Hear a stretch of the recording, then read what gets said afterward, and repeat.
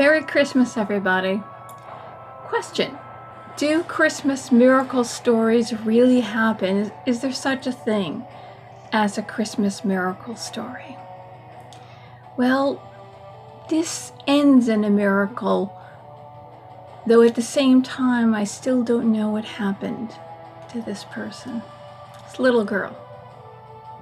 When I was in kindergarten, I remember one day a new student came in.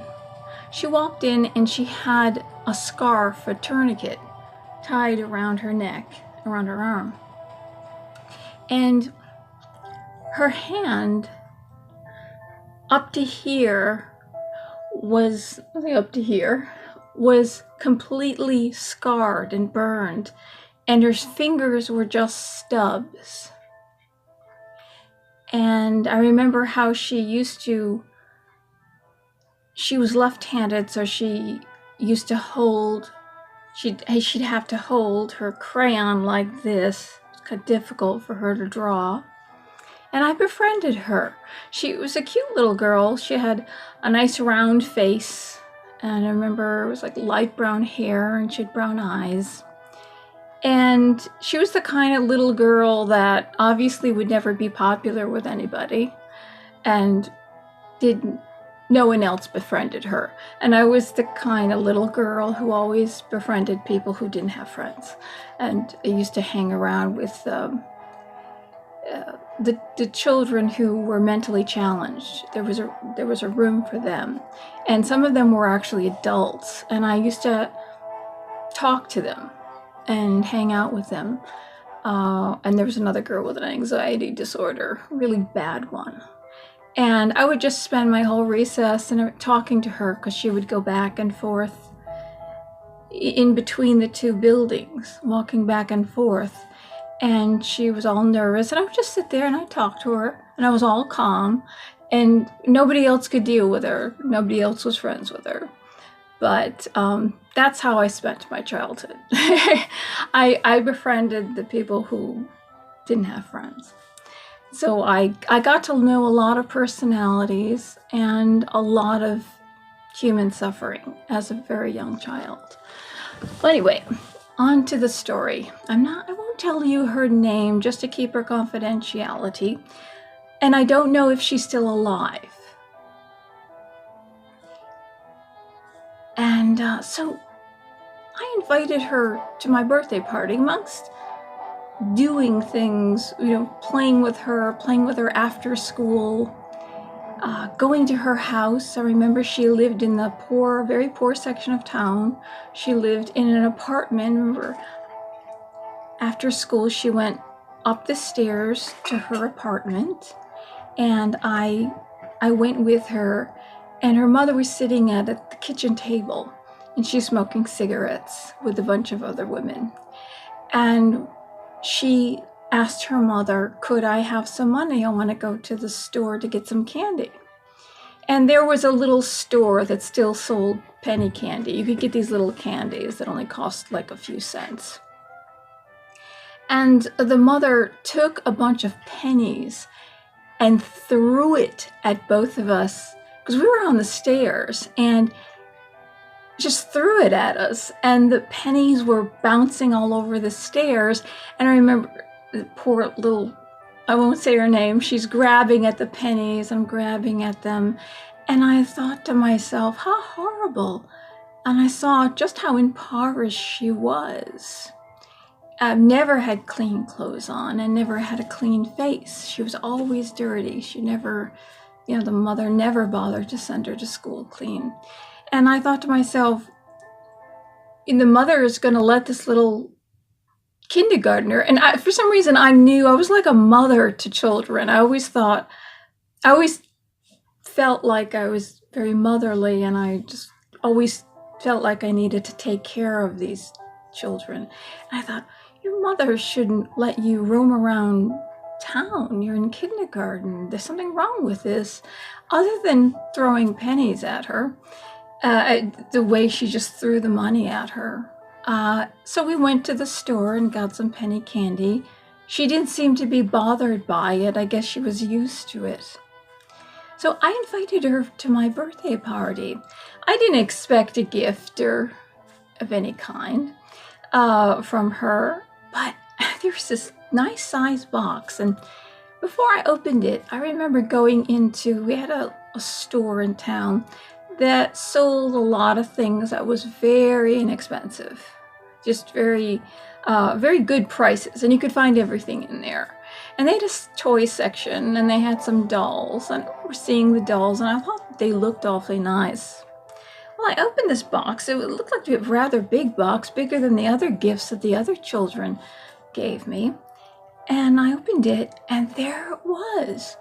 It was a doll from this particular store, and she had light brown hair, just like she did, my friend, and her face was round. And I looked at the face, and I said, my God, this looks just like her, except she was wearing a white dress with ruffles, white ruffles, and a little pink bow right here.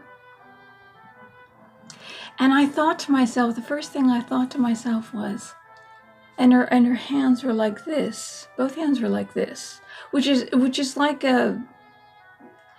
it's a strange little, you know who does this. You see pictures of there's an infant that does this particular hand gesture, right?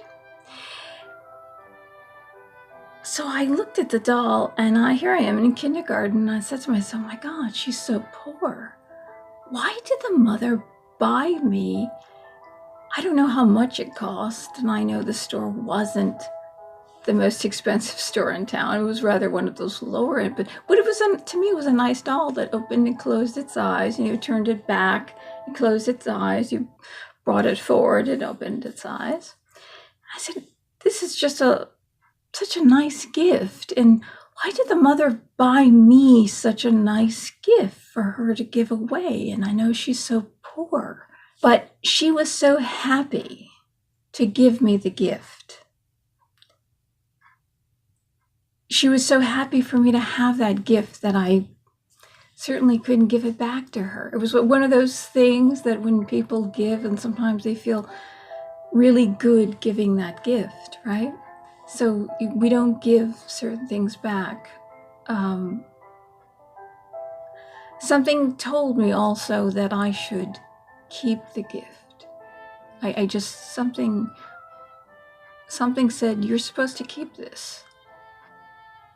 Even though I was taken back at such a generous, to me it was a very generous gift. Who knows how much it really cost, but to me it was an awfully generous gift from such a poor little girl. And when we got to first grade, I remember I was still hanging out with her, and the teacher was very angry that I hung out with her because she considered her a troublemaker, and I don't know what trouble she caused. The trouble that she caused was that she talked during nap time. And later on, I found out that this teacher was fired because she was crazy. And we all made these out of balloons, put paper mache over balloons, and we were going to turn them into space helmets. And we were going to do this whole thing that we pretended that we're going to be in outer space. And I was making mine, and I hadn't finished it. I hadn't cut out the part for the face, But we'd put some kind of visor in. Probably it was going to be cellophane, something really cheap. But it was nap time, and she whispered something to me during nap time. She asked a question. She just whispered.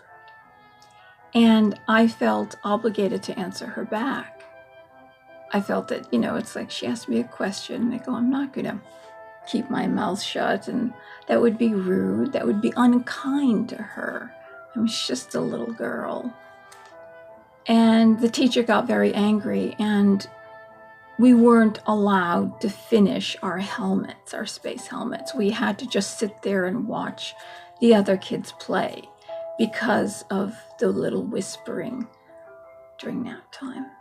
So both of us were punished for that and and to this day, I wish I had finished that helmet. It just looks so fun. But I had a crazy teacher. So one day during second grade, all of a sudden she moved away. And I kind of am a little suspicious why she moved away. People might have been getting clued in on, finally, this little girl, second grade. Those are 3 years in school. And why didn't anybody say, why is this little girl's arm burned? Why does she have stubs for fingers? And so it was the end of the year. I remember she used to say, when we asked her what happened, she would say things like, my brother took my hand and put it on the stove, which would just burn this part of the hand, right? It wouldn't burn you up to the elbow and cause your fingers to be burned, scorched so badly. The garage was on fire, and my brother took my arm and stuck it in the fire of the garage as it was burning. So the story changed. Something happened. Something really bad happened to her. And our teacher took us out. There was a little park in front of the school, and we sat under a tree. And she said, does anybody know what happened to her? What's the true story? Why is it that her arm was burned like that? Does anybody know? And so we all told our stories. And the teacher thought, she was a very old woman. She said, does anybody think that she was abused? I think she was abused.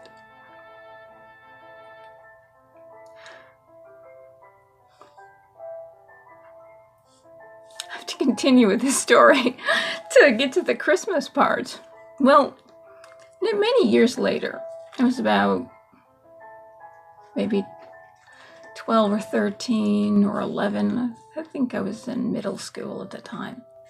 Somebody had donated a new creche to the church, which is a manger, which is the Virgin Mary praying because she's just given birth to the baby Jesus, and Saint Joseph, and the wise men, and the shepherds, and the star. The priest thought that the baby Jesus was so small that when people came up to look at the manger, because people would come to the manger and they would pray on Christmas Eve, he thought that it was just too small to see. And he wondered if anybody had a doll, a baby doll, that he could use as the baby Jesus. And my father said, oh, my daughter has a lot of dolls. Why don't you just come while she's in school and take one of her dolls? And of course, I didn't have a say in this. And so when my mother said that the priest had come and taken one of the dolls, he said he liked what the hands were doing. One of the dolls' hands were doing this. And he said that that's what Jesus does. Little statues of Jesus. And he took that one and he sewed swaddling clothes onto the doll. And I said, I want the doll brought back to me every year. I don't want the doll to be put into the basement of a church because I just wanted it back every year. And I still didn't know what doll he took.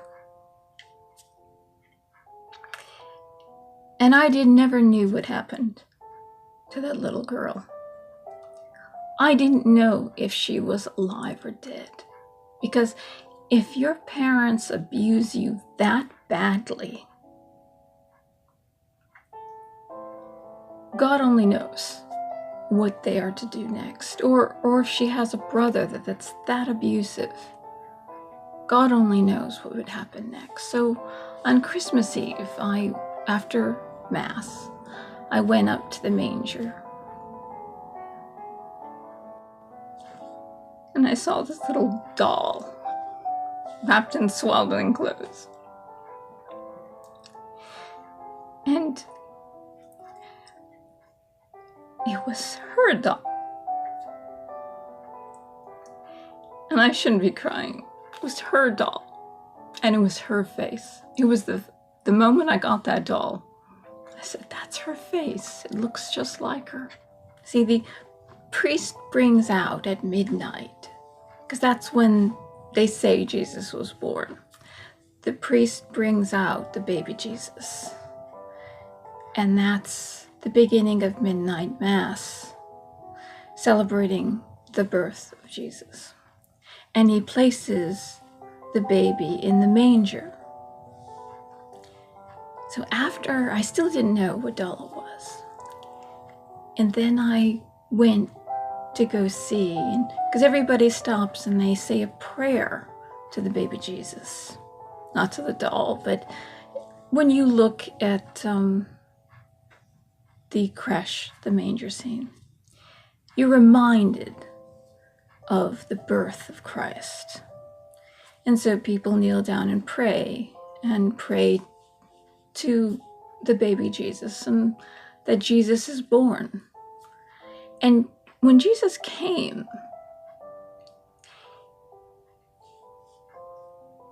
he said in his preaching, when I was sick, you comforted me. When I was naked, you clothed me. When I was in prison, you visited me. You know, Lord, when did we do these things for you? He who does these things to the least of mine, he does it to me. And that Jesus is supposed to have taken on our sorrows and our pain, and the crown of thorns represents mental anguish and the agony in the garden, and the scourging on the back represents the heavy burden that we carry. And when he carried the cross, and how painful that was. Each wound represents the wounds and the pain that we suffer, that he took on in our stead, telling us, I know what this suffering is. I know what your pain is. I know what anguish is. I know what dying is. I know what being spit upon is. I know what being hated is. I know what being an outsider and an outcast is. I know all these things. When I looked at the manger and I saw her face on that doll, the doll that when I opened the box and I looked at that doll, I said it looked just like her. And the little doll's hands were doing this.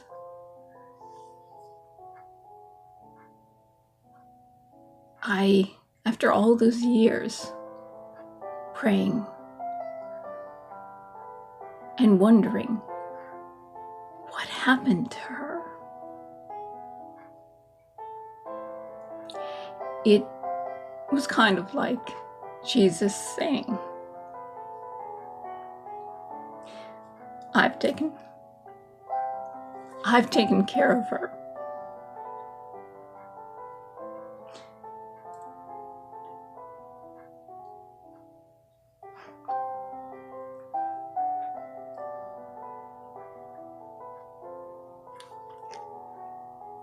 So every year I went and I knelt down and said a prayer for her.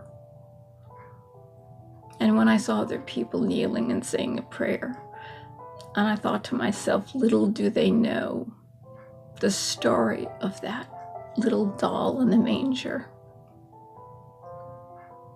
and that I don't know if she's alive or dead.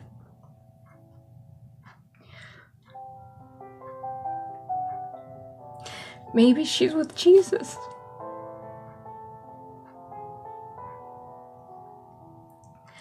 But sadly, the priest who took it, I'll tell you something about this priest for a second.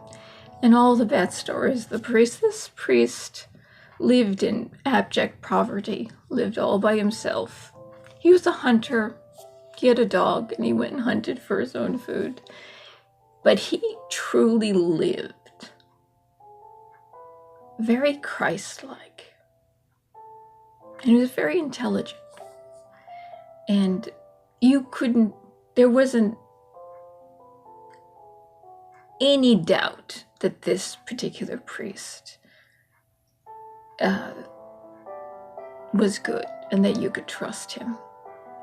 That there was no funny stuff going on, like we've found out. He always gave everything. Everything that was given to him, he just gave away. I mean, he truly was very Christ-like. And so he died of cancer, and the priests changed. And each priest would tell their story, Christmas story. And one priest kept telling the story about this bunny rabbit, this stuffed bunny.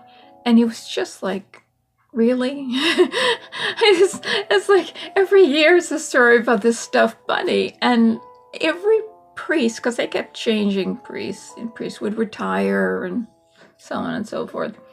And now they're moving them around. I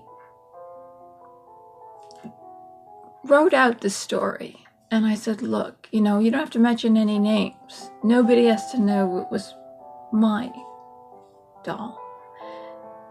But this would be a truly miraculous story to tell on Christmas Eve or Christmas Mass, and then people could look at that doll in the manger and they could think of not just her, but all the children that are neglected and abused. And as we know, St. Nicholas is the patron saint of abused and neglected children. And if you remember my Christmas story last year, I told you about that. And he is known to save children from being sold into sex slavery because he came from a wealthy family. And he used his money to give to these poor families so they didn't have to sell their children. So he came in the night and would put it in a hole in the door, and they say it fell into stockings that were hanging in the door. So that's a story of Santa, that he comes at night and he protects children, but he's the patron saint of abused and neglected children. So with St. Nicholas, who was a bishop in the year 300, this is one of the first saints, that we have him. That's the patron saint of these children like that little girl who gave me that doll. And then we have Jesus, who came in our stead, who knows our suffering, knows our sorrows and our pain. And not one priest bothered to tell the story. I go, this story it's a miracle, and it's true. And I got to a point where I stopped asking for the little doll to be brought back, and I left it at the church. But then they stopped using the doll because the churches merged, because they had to close churches, and they decided to use a different manger scene. So they stopped using that doll. And then one day somebody came in, there was a group of men that were going around robbing churches to get money, looking for money to buy drugs. And that's what the police said, that that's what they're doing. They're going around doing that. So they broke into the church and they smashed many things, and things that I'd left at the church, like vases. Sometimes I would do flower arrangements and I left the vases. They pulled everything out of the drawers, everything, and they just smashed it. And so the church just took everything that was in the pile and threw it away. So that doll is gone. She's gone. And I should have asked for it back. I really should have. So I could show that doll to you tonight. And you could have a glimpse of what that little girl looked like. But I thought that was a lovely story to tell you. And it's true. And, you know, whether you believe that Jesus exists or doesn't exist, and if he did these things or not, that's, strangely, that's the way the story goes. That he took on our pain. And that I'd been praying all those years, wondering if she was dead or alive.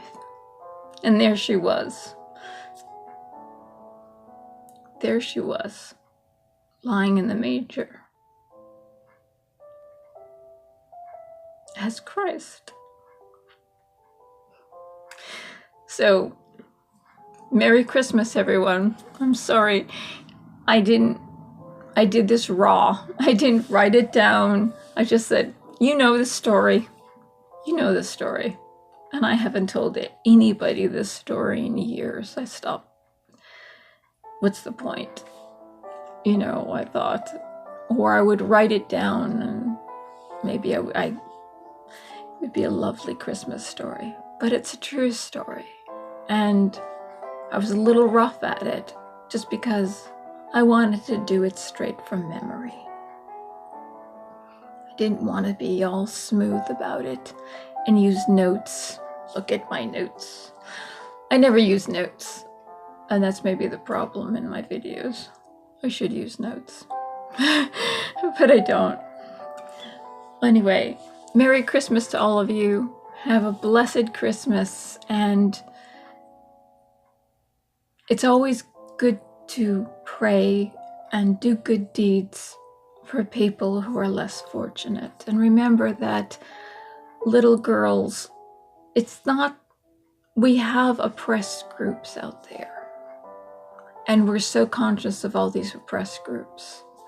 But there's a little girl who they should have pounced down right away, that family, and asked why her arm was like that. But they didn't.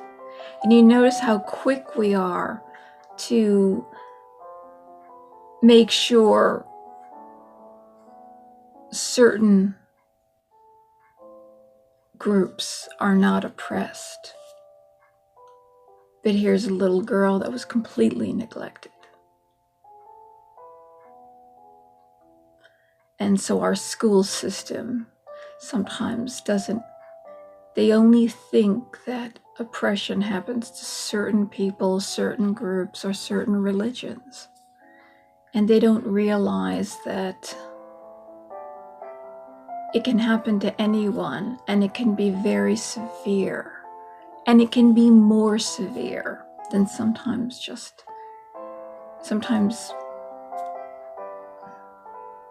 well, you know the stories. I won't go on. Nobody should be oppressed. And we should be conscious of everyone out there, no matter what their skin color is. Because sometimes someone could be suffering more, and you don't know it when you look at them, than somebody who's in one of these groups that are oppressed. Or they call oppressed. You know, we have to be mindful of this, and our society really needs to change and see the individual because individuals are suffering, and individuals are suffering within these oppressed groups by other people in these oppressed groups. We have to be mindful of this. We have to be mindful that even people with white skin suffer, that they're not privileged. She had white skin. She was not privileged. Who was looking out for her? Nobody. Well, good night. It's Christmas Eve. Merry Christmas, and I hope tomorrow is very blessed. Good night. Bye-bye.